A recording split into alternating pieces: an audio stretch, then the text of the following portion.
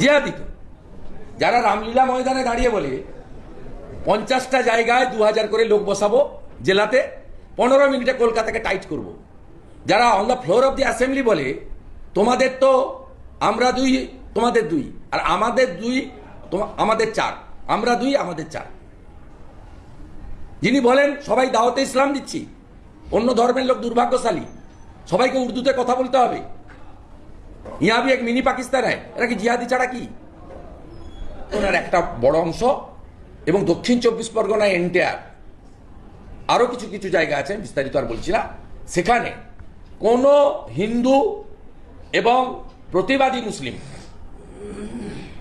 কেউ ভোট দিতে পারবে না। আমি আপনাকে যাকেই সন্দেহ হবে, হিন্দুদের কথা তো ছেড়ে দেন, ভোট দিতেই দেবে না।